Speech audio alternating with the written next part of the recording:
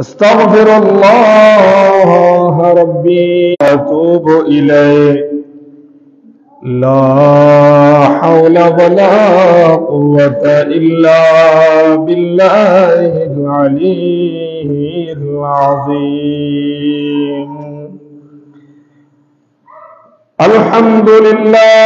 الحمد لله رب العالمين والعاقبة للمتقين والصلاة والسلام على من كان نبيا وآدم بين الماء والتين وعلى آله وصحبه وعلماء أهل سنته وشهداء محبته وأولياء أمته وعلينا معهم أجمعين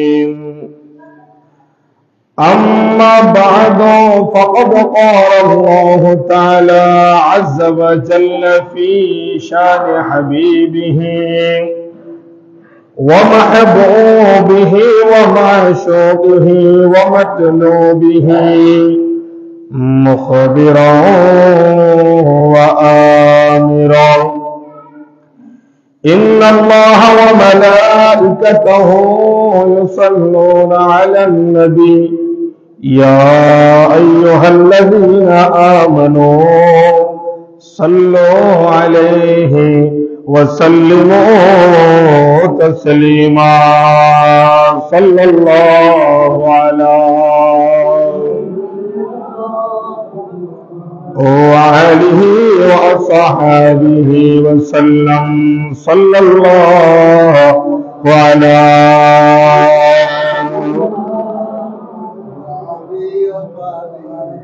اللهم صل على سيدنا مولانا محمد وعلى سيدنا नबी से कान सुनलाम दे चुके तो देखलम ना नबी जी के है ना देखिया खबर देशे नियोना अल्लाहुम्मा सल्ले मौलाना मुहम्मद वाला सैयदना बन जंगलार बाक हरिने चिनला दयाल नबी के मानव होया चिल्ली नारे दुख रहिल अंतरे अल्लाहुम्मा सल्ले मौलाना मुहम्मद वाला सैयदना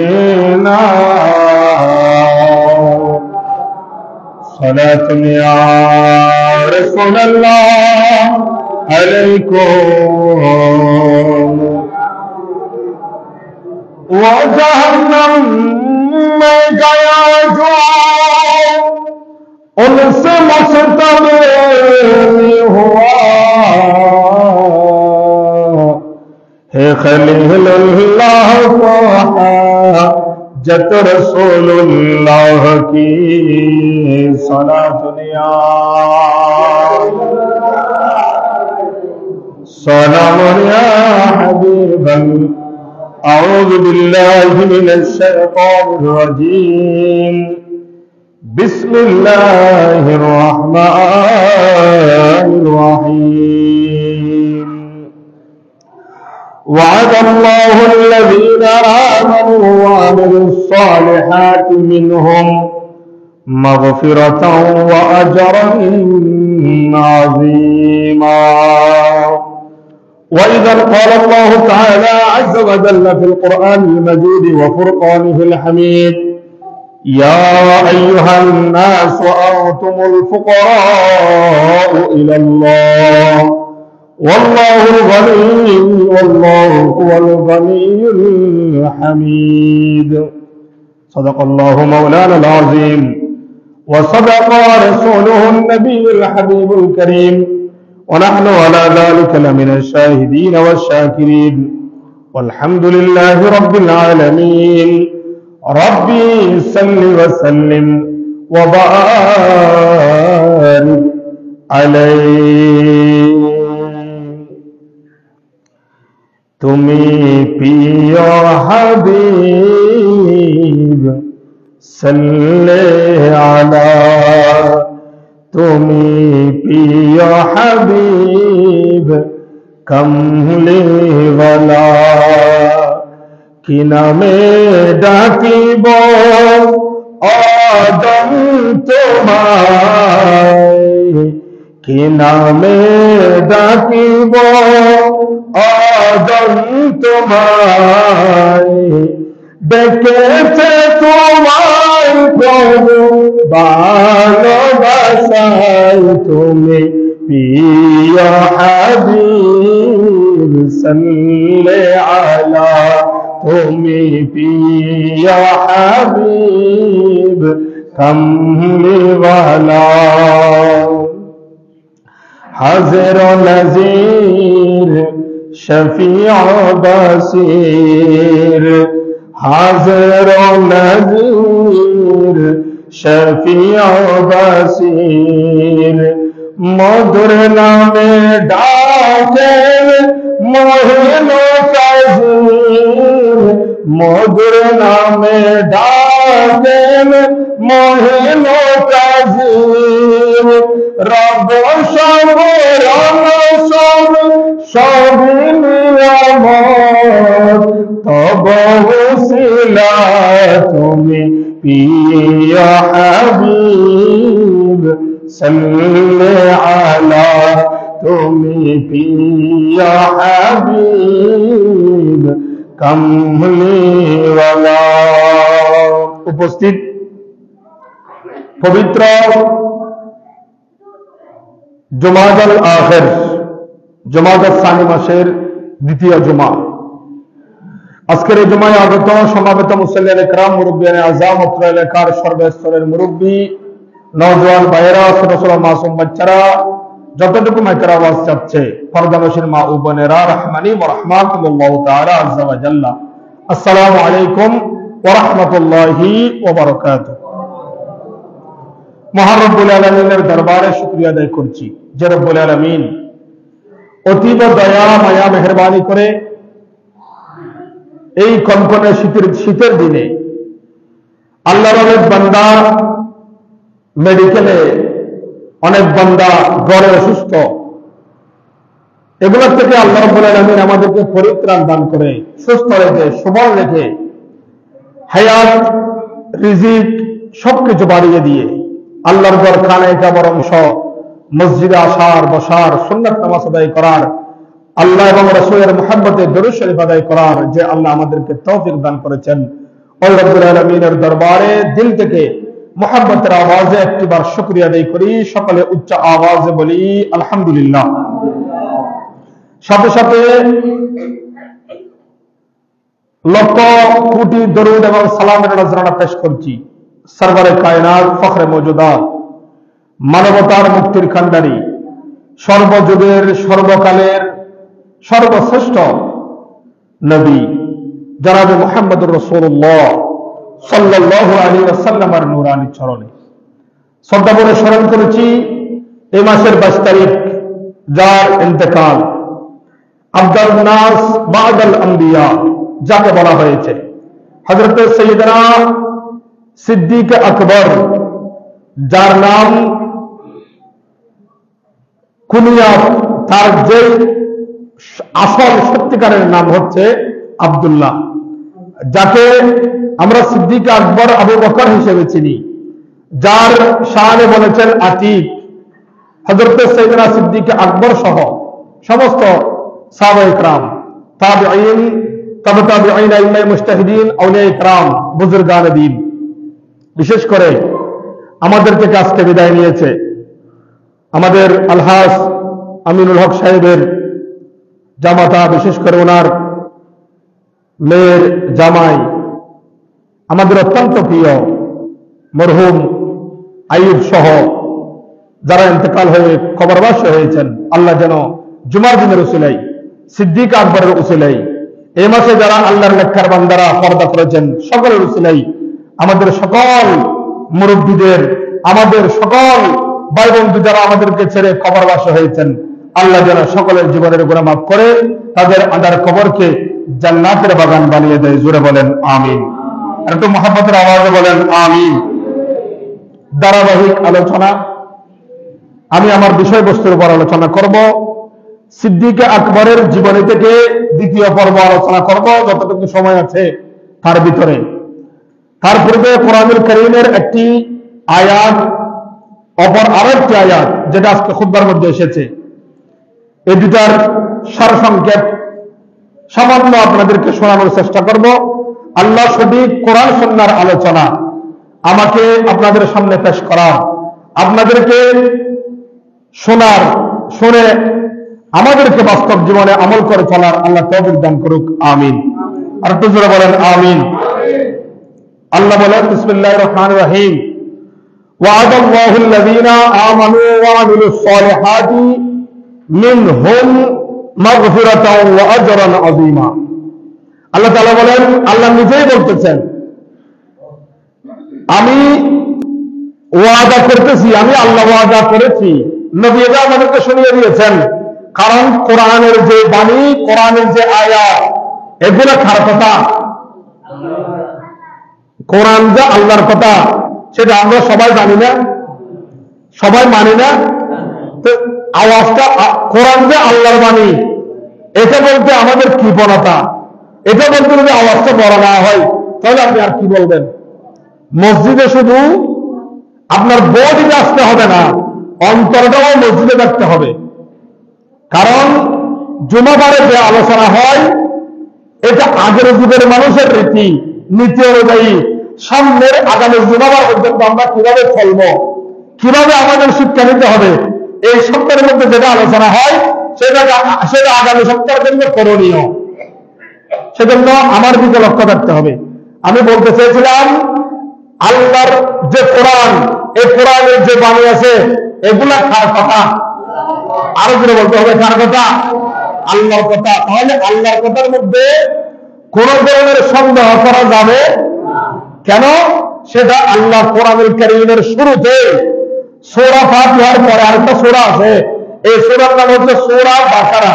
সূরা, আবার বলেন সূরা, এই সূরা বাকারার মধ্যে আল্লাহ বলেন আলিফ লাম মিম, এই তিনটি বলার পরে তারপরে বলতেছে আলিফ লাম মিম যালিকাল কিতাব।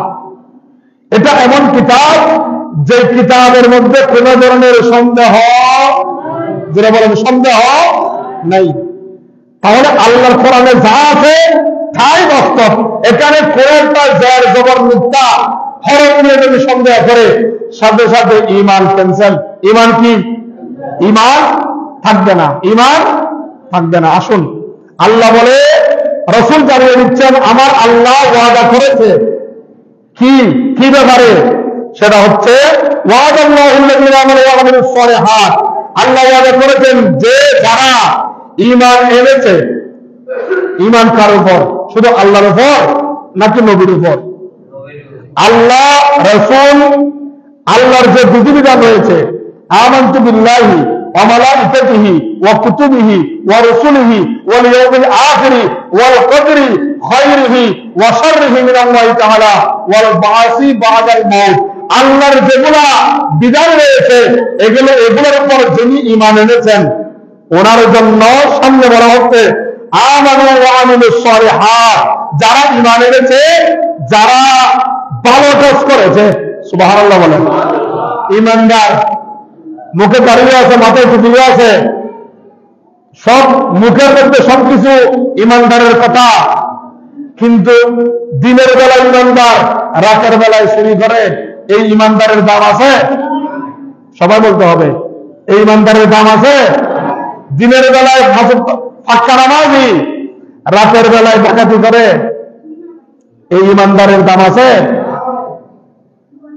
একেবারে দেশে বসে মুফতি সাহেব জুব্বা পরা, পাঞ্জাবি পরা, দাড়ি অনেক লম্বা, ভিতরে ভিতরে খবর লেখা আলী সুদূর লাগায়, এই ঈমানদারের, এই নামাজের কোন দাম আছে?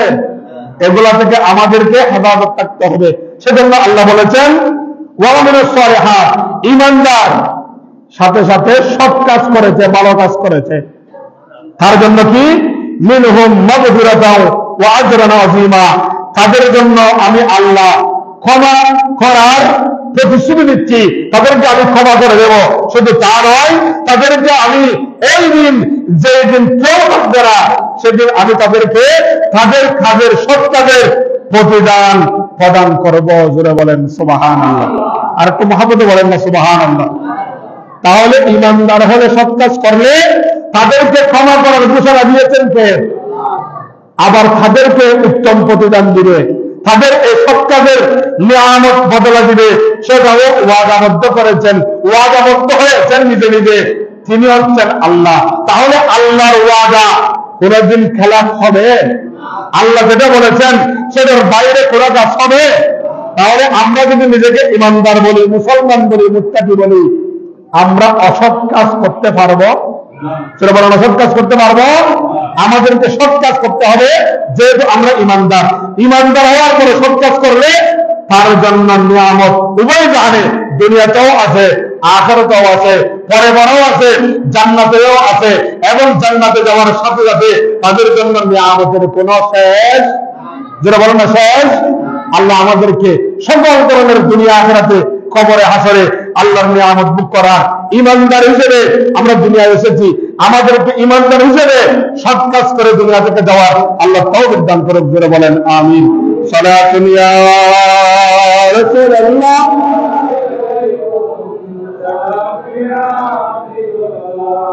আসুন আরেকটি আয়াত আমি তেলাওয়াত করেছি, তাও খুতবার মধ্যে এসেছে, সংক্ষেপে বলবো। অন্য আয়াতে আল্লাহ বলেন ইয়া আইয়ুহান নাসু আনতুমুল ফুকারাউ ইলাল্লাহ। তারপর বলা হচ্ছে ওয়াল্লাহুল গনিয়্যু ওয়াল্লাহু হুয়াল গনিয়্যুল হামিদ। ওয়াল্লাহু হুয়াল গনিয়্যুল হামিদ। আমরা যে সবাই বলি ইবে ফোর, ইবে গরিব, ইবে মিসকিন, এভাবে বলি। আল্লাহর বিধান, আল্লাহর সর্বদায়ী, আল্লাহ একজন ছাড়া সবাই ফকির। সুবহানাল্লাহ বলেন। তাহলে ফের ফের ফের হয়ে যারা গরিব বলছি, এর এবছর আল্লাহর বান্দা যা আছে একজন গরিব, ইয়েন খারগুসানা আল্লাহ আল্লাহর গনিয়্যু আনতুমুল ফুকারা। অন্য আয়াত, এই আয়াতের নিরিখে আরেক আয়াত আল্লাহর গনিয়্যু আনতুমুল ফুকারা। আবার এই করতে আল্লাহর গনিয়্যুল হামিদ। আল্লাহ সর্বসর্বা, আল্লাহর কাছে কারো কাছ থেকে কিছু চাইতে হয় না, কিন্তু আল্লাহ তারা যা আছে সবাই কিন্তু একজনের কাছে চাইতে হয়। যদি কোনো ধরনের অভাব না থাকে, তার কাছে একটা জিনিস আরেকজনের কাছে যেভাবে মজা খাওয়া ছাড়া বাঁচার কোন রাস্তা, যাতে গাড়ি আছে এটা ড্রাইভার না জানে, যেটা ড্রাইভার এটা গাড়ির মালিক ন, যার কাছে ঘর আছে, ঘর বাঁধার ফাঁকা আছে, সে মিস্ত্রি না, তাকে মিস্ত্রির মজা হতে হয়। যে মিস্ত্রি, তার কাছে ঘরের টাকা নাই, তাকে আরেকজনের মজা হতে হয়। যে বড় লোক, তার কাছে আরেক খাতের জন্য একেবারে একজন গরিবের মজা হতে হয়। মনে করেন সব আছে, আমাদের যে কাজ পরিষ্কার হয়, বাথরুমে যাই, এই বাথরুম ধনী যতটুকু ধনী হোক না কেন, একজন সুইপারের কাছে, একজন বাথরুম পরিষ্কার করে, তার কাছে একজন বড় লোকের বর্ণনা দিতে হয়। কেন? ওই ট্যাঙ্কিটা পরিষ্কার করার জন্য। তাহলে বোঝা যাচ্ছে কেউ সর্বসর্ব নয়, সবাই কিন্তু একজন অপরজনের কাছে মুহতাজ হতে হয়। ঠিক না ঠিক? সেজন্য আল্লাহ বলতেছে তোমরা যা কিছু হও না কেন, তোমরা পরিপূর্ণ নয়, তোমরা অপরিপূর্ণ। আমি সবচাইতে পরিপূর্ণ, আমি কারো কাছে মোটা ছয়টা হই না, তোমরা মোটা হতে হবে। কারণ আমি আল্লাহর ঘোষণা হচ্ছে আল্লাহ বলি হচ্ছে আমি, তোমরা সবাই ফকির। সুবহানাল্লাহ বলেন। এখন ফকিরের মধ্যেও তফাৎ আছে না নাই? আমরা সবাই ফকির বলে থাকে, যদি দোয়ার জায়গায় হাত পাতে বা ঘরে গিয়ে হাত পাতে, ঘরে ঘরে গিয়ে চাউলের জন্য, থাকার জন্য, খাবারের জন্য দাঁড়িয়ে থাকে, তাকে আমরা ফকির বলি। কেন? সে দুয়ারে দুয়ারে খুঁজে। কিন্তু যখন সর্বশেষ এক জায়গায় এসে মসজিদে একত্রিত হয়, সেখানে 100 টাকার মালিক, তিনিও আল্লাহর কাছে ফকির। আল্লাহ আমাকে থাকা থাকলে বলে সুস্থতা দাও, সুস্থ থাকলে বলে হায়াত দাও, হায়াত থাকলে বলে আমাকে জ্বর দাও, জ্বর থাকলে বলে আমাকে ছেলে সন্তান দাও, ছেলে সন্তান বলে আমাকে মেয়ে সন্তান দাও, মেয়ে সন্তান থাকলে বলে ঘরে স্বামী স্ত্রীর অমিল, আমাদেরকে মিল দাও। যদি স্বামী স্ত্রী মিল থাকে, তখন বলে আমার ছেলে লেখাপড়ায় ভালো নাই, আল্লাহ আমার ছেলে লেখাপড়ার মন মানসিকতা বুদ্ধি আমার ছেলে জ্ঞান বাড়িয়ে দাও। তাহলে সব জায়গায় সবকিছু পাওয়ার পরেও একজনের কাছে সবাই এসে মাথা মতো করতে হয়, তিনি হচ্ছেন রব্বুল আলামিন। যারা বলেন সুবহানাল্লাহ। ওই জায়গায় দিয়ে আমরা সবাই গরিব, কিন্তু দুনিয়ার বিভাগে আমরা এক একজন এক এক বড় পয়সাওয়ালা। আসুন, সব চাইতে যিনি কঠোর এবং বেশি খরা ছিলেন, যিনি অর্ধ পৃথিবী শাসন করেছেন, তিনি হচ্ছেন হযরত সাইয়্যিদনা ওমর ইবনুল খাত্তাব রাদিয়াল্লাহু তাআলা। ওনার একটা সামান্য ওয়াকিয়া বলবো, কিন্তু সিদ্দিক আকবরের আলোচনা তারপরেও খুতবা এসেছে। হযরত ওমর রাদিয়াল্লাহু তাআলা উনি যখন খলিফা নিযুক্ত হলেন, রাসূল সাল্লাল্লাহু আলাইহি ওয়াসাল্লাম পরে সিদ্দিক আকবর পরে হযরত ওমর ফারুক আযম, উনি যখন খলিফা নিযুক্ত হলেন, তখন আল্লাহ তাআলার মাধ্যমে নবী এবং সিরিয়ালের যে মাধ্যমে উনি খেলাফত, ওনার আমল চলতেছে। দেখা যাচ্ছে অন্যান্য যুগের জনসম্পদের থেকে, অন্যান্য যুগের খাসকর্ম থেকে হযরত ওমরের যুগে তার দ্বিগুণ হয়ে গিয়েছে, আল্লাহ বরকত বাড়িয়ে দিয়েছে। যারা বলেন সুবহানাল্লাহ। কেন? ওমর যেদিন খেলাফত গ্রহণ করেছে, সেদিন ঘোষণা দিয়েছে, আমার আজকে থেকে আমার খেলাফতের যুগ। যদি কোন একটা নীল নদীর ধারে কুকুরও যদি না খেয়ে মারা যায়, আমি ওমর আল্লাহর কাঠগড়ায় দাঁড়াতে হবে। সুবহানাল্লাহ বলেন। যেদিন উনি খেলাফতে নিযুক্ত হলেন, সেদিন ঘোষণা দিচ্ছে কি, একটা কুকুরও যদি না খেয়ে মারা যায়, আমি ওমরকে কাঠগড়ায় দাঁড়াতে হবে আল্লাহর। কারণ যে আমার এই এরিয়ার মধ্যে যা আছে সবকিছু ক্ষমতা যখন আমার হাতে, ওরা খেলেও শান্তি খেলেও আমাকে জবাবদিহিতা করতে হবে, আর যদি অশান্তি থাকে তাও আমাকে জবাবদিহিতা করতে হবে। যারা বলেন সুবহানাল্লাহ। উনি জুমার নামাজ পড়াতেন, মিম্বরে আরোহণ করার পরে আমি যেভাবে এখানে মিম্বরে দাঁড়াই, মনে করেন এখানে দাঁড়িয়ে আছি, আমার কাপড় একেবারে বেশি দামি না হলেও ফারাসিটা নাই, ফারাসিরা আর্মিকে দেখা যান না, আর দেখতে পারবেন না, ফারাসির হর নাই। হযরত ওমর ইবনুল খাত্তাব, যিনি অর্ধ পৃথিবী শাসন করেছে, যিনি বলেছে একটা কুকুরও না খেয়ে যদি মারা যায়, আমি ওমর আল্লাহর কাঠগড়ায় দাঁড়াতে হবে। যিনি নিজের খানে করে আটা, ময়দা, গম এগুলা খানে করে নিয়ে রাতের আন্ধারে মানুষের ঘরে ঘরে ঢুকাই দিয়েছে, মানুষ যাতে অনাহার না থাকে, উনি যাতে আল্লাহর কাঠগড়ায় দাঁড়াতে না হয়। জোরে বলেন সুবহানাল্লাহ। তিনি হচ্ছেন ওমর। উনি যখন মিম্বরে দাঁড়িয়েছে খুতবা দেওয়ার জন্য, তখন দেখা যায় ওনার পরনের যে কাপড়, এই কাপড়ের মধ্যে একটা দুটা থালি নয়, 12টা থালি লাগানো আছে। সুবহানাল্লাহ জোরে বলেন। কাপড়ের থালি কয়টা? 12। ইয়া যদি উদ্যোগ থালি গেলা যদি গদ্যায় আয়নি, মোটামুটি নামাজ যতক্ষণ ভরা এতক্ষণ আর্মিকে সাহায্য দিয়ে রে যা বাবুদের কাছে চিদেরই কেবল বুঝতে আর বাবু না। কারণ এই যুগ এখন নাই।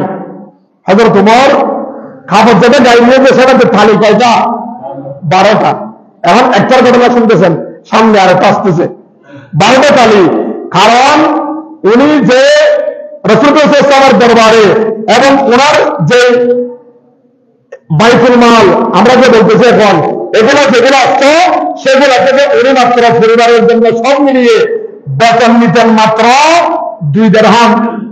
হয়দের হা দ্বিতীয় মনে করেন ফরিদ আল্লাহ খাদের লাই ব্যাগদিন মিলি ইবে একটু মালিক ইবে ব্যাগদিনের মুসল ইবে ব্যাগদিনের খলিফে ইবের ইবের পরে আসেন ব্যাগদিন ইবে মাত্র টিয়ালে দিবে একটু গরিমত যে সম্পদ আছে সম্পদ কোন বেতন দিলে মাত্র দুটিয়া খডিয়া বেশি লেলো মিলিকে ট্রান্সফার করে দিলি খনিকা হইল না আসিল না উমরুল্লাহ মাটি বুঝে কোনো বাজার পথ আসিল না নো আসিল কিন্তু নয় তেল খাইতে তো খনির করতে পারেননি জৈতুনের তেল খাইতে খাইতে ওমর ইবনুল খাত্তাবের যে শরীরের আকৃতি সুন্দর ইয়ে সাম্বা পর্যন্ত খালাই নি জৈতুনের তেল খাইতে দামি তেল না খাইতে কিয়া ব্যাগদিনের ফরে দেয় হযরত ওমর ইবনুল খাত্তাব ওনার মাথায় ছিল সব কিছু আমার আওতাধীন থাকলেও আমি কিন্তু একজনের আওতাভুক্ত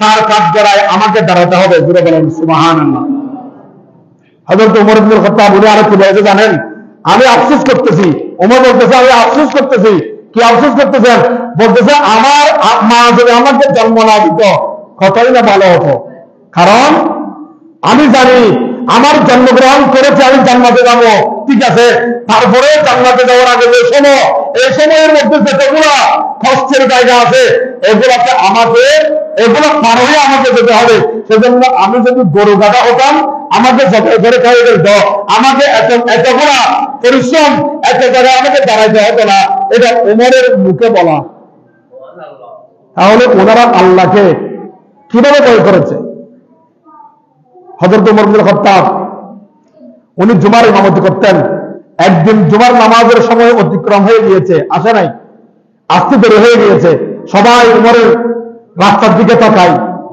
জুমার দিন দেখতেছে হযরত ওমর ইবনুল খাত্তাব অনেকক্ষণ পরে আসছেন এসে দাঁড়িয়ে গেলেন খুতবা দিতে তখন যারা ছিল ওনারা জিজ্ঞাসা করতেছে হুজুর জুমার নামাজের জন্য সবাই অপেক্ষা করতেছে সেটা তো আপনি আজকে তো জুমাবার সেটা তো আপনি জানেন এতক্ষণ দেরি করলেন কেন হযরত ওমর ইবনুল খাত্তাব চোখের পানি ছেড়ে দিয়ে কান্না করতেছে কান্না করে বলতেছে শোনো আমি এই যুগের খলিফা আমার সব আছে কিন্তু সেটা তোমরা সেটা মনে করতেছ আমি ওমরের যে কাপড় আমি গায়ে দিয়ে এসেছি তাহলে হবান কইলাম জোরে হন না হবান এই কাপড় আমি যেটা গায়ে নিয়ে এসেছি যেটা তোমরা দেখতেছ আমার এই কাপড়টা ছাড়া আর কাপড় নাই আজকে জুমার দিন সেটা আমি দিয়ে নিয়েছি সেটা শুকাই নাই সেজন্য আমি আজকে দেরি হয়েছে তাহলে হযরত ওমর যদি একটা কাপড় গায়ে দিয়ে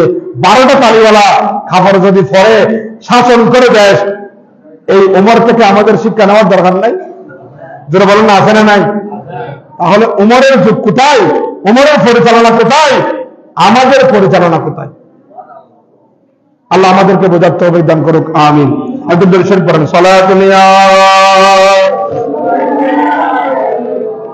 সালামুন ইয়া হাবিবাল আমার আলোচনা হযরত সাইয়েদনা আবু বকর সিদ্দিক রাদিয়াল্লাহু তাআলা গত জুমায় বলেছিলাম উনি ওনার জীবদ্দশায় কোনোদিন মূর্তি পূজা করে নাই কি পূজা করে নাই ফুয়াইনের কথা হইলে কার সুযোগ দরকার বয়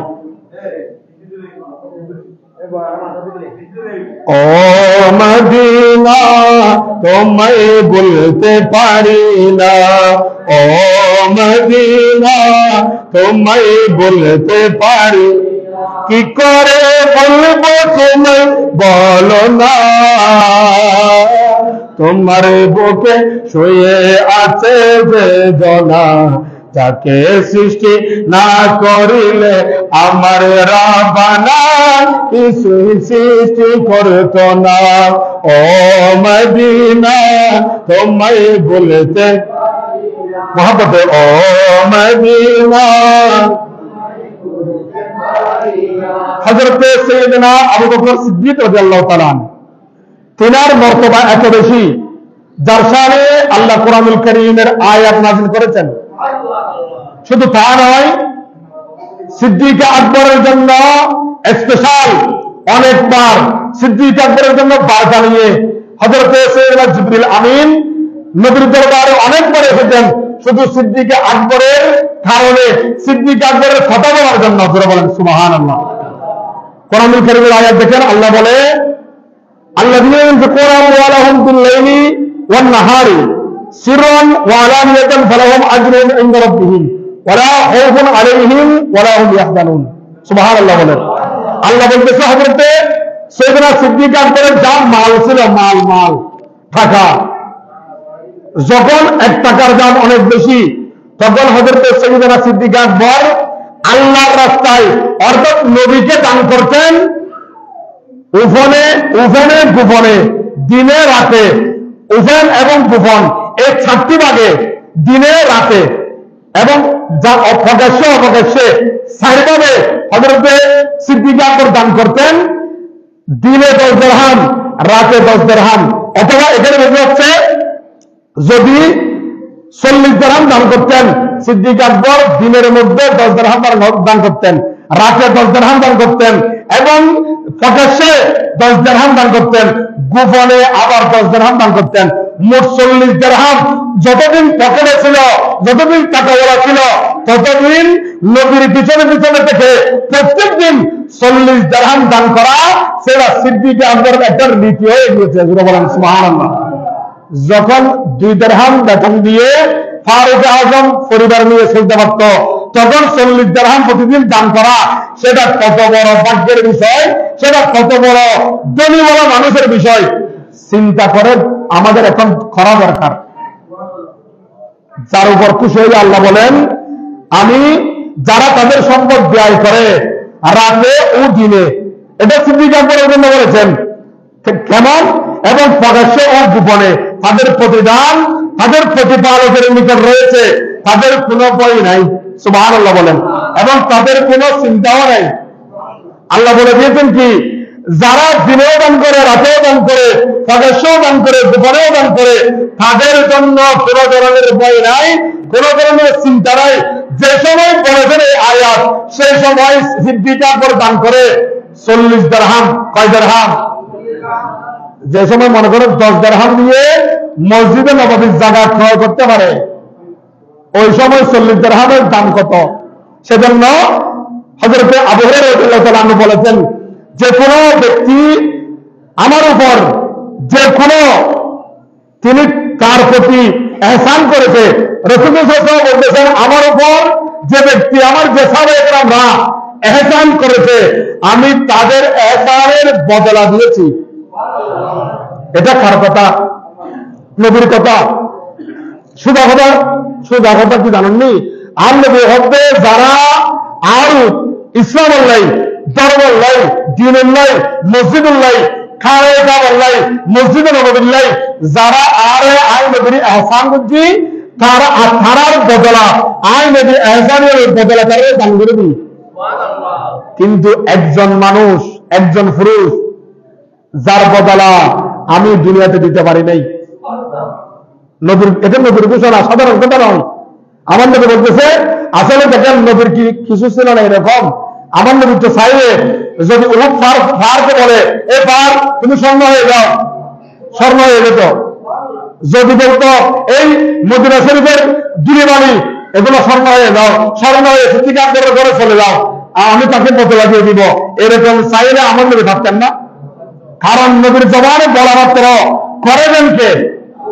নবীর জবানে বলতে মাত্র এটা করে দেওয়ার জন্য প্রস্তুত। আল্লাহ বলে আমার নবী বলবে, সাথে সাথে আমি এর যা বলবে তাই করে দেব। সে কারণ তিনি যেমন তেমন নবী নয়, তিনি হচ্ছেন রহমতুল লিল।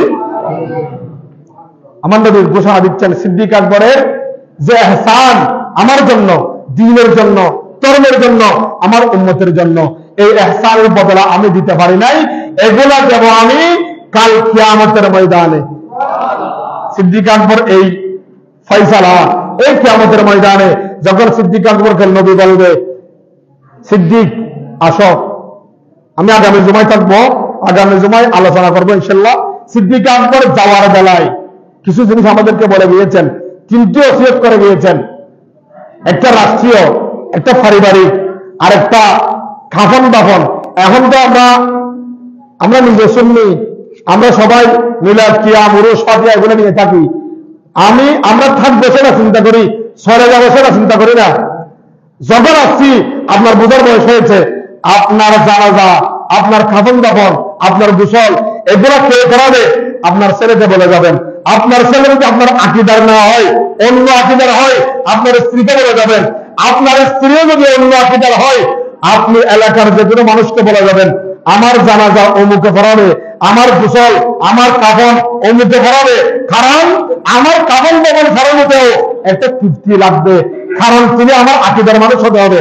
ইয়াটা আরো ওয়াদা করে দেবি অবদানের জানি বই সার্গ আছে ইন আয় অমুক জায়গার রাখি সাইনদের রাখি টিয়াই তুই সুরাইস আর কি এমন দিস ওয়াজবের বেচারি বেড়ে আর বউরে হয়ে কি খবরদার তোমার তো হাতের সামনে আছে যে করি করি ইন আর কে না জানে তুই দেখা যাবে আর কে না হইউ আর আত অমুক অমুকে টিয়া বাবু তোমার হয়ে রাখি ইন দম বুঝছিল জানাবার মানুষ খোঁজ করে ভাবি মামু আগে নেবে। আমরা তো ছেলে মেয়েদেরকে বলে যাই ওইটা আল্লাহ মামলা আছে খবরদার আয় মরে যাইলে মামলায় এসে নেবে যেদিন মামলা সরা যাবে যে হয়ে যাবে যা না খামার যা আছে বেশি গেলে ইটার সারান দেখবেন। আমাদের ওয়াদা এরকম। আর সাহাবায়ে আমরা ওনাদেরকে কাফন করাবে, কে দাফন করবে, কে জানাজা করাবে, কোথায় কবর দিবে, এগুলো নিয়ে চিন্তা করেছে। সেজন্য আজকে আমি বলবো আমরা যারা সুন্নি আছি বলে যাবেন আপনার জানাজা কে ভরাবে, আপনার কাফন কে ভরাবে, আপনাকে কোথায় দাফন করবে, আপনাকে জানাজার পরে মিলাদ কিয়াম করতে হবে, আপনার জানাজার পরে মোনাজাত হবে, আপনার ছেলে আপনার স্ত্রী যদি ঠিক না থাকে এগুলো আপনি অন্য মানুষকে বলে যাবেন। কারণ মৃত্যুর পরের সুন্দরটা হচ্ছে মুসলমানদের জন্য সবচেয়ে বেশি গুরুত্বপূর্ণ। আল্লাহ কবুল করুক, আমিন। আমি আগামী জুমায় থাকবো, তারপরে হয়তো 2 জুমা থাকবো না, হয়তো 2 জুমা থাকবো না, যে এই 2 জুমার মধ্যে মুয়াজ্জিন নামাজ পড়াবে। আমি আবার কোথাও চাকরিতে যাবো না, আমি বাইরে যাব। মনে আপনার এখানে তো 1 জুমা না থাকলে মনে করেন আলোচনা করে অন্য মসজিদ গিয়ে ভালো বাবু হুজুর, সেই জন্য আমি কোথাও বেড়াতেও যেতে পারি না, সেই জন্য কোথাও বেড়াতেও যেতে পারি না। আমি সারা বছর মিলে জমা তেমন গ্যাপ দিই না। আমি এমন মানুষ আমার বাবার 4 দিন যেদিন সেদিনও জমা পড়াইছি। আমি এমন মানুষ আমার মেয়েদের 4 দিনে জমা পড়াইছি। কারণ দায়িত্বকে আমি দায়িত্ব মনে করি, অবহেলা করা সেটা আমার খাসিয়তে নাই। কারণ আমরা দুনিয়াতে আসছি কিছু না কিছু গোলামি করার জন্য। আমি যখন আলেমের লেবাসটা পড়েছি কিছু গোলামি করতে হবে, কারণ আমার খবরে কেউ যাবে না, আপনার কেউ যাবেন না, আমার ছেলে মেয়েও যাবে না, আমার মা বাবাও যাবে না, রাতের 2টায় যাদের জন্য করে ঢুকি তারা কেউ যাবে না, আপনার খবরেও আমি যাবো না।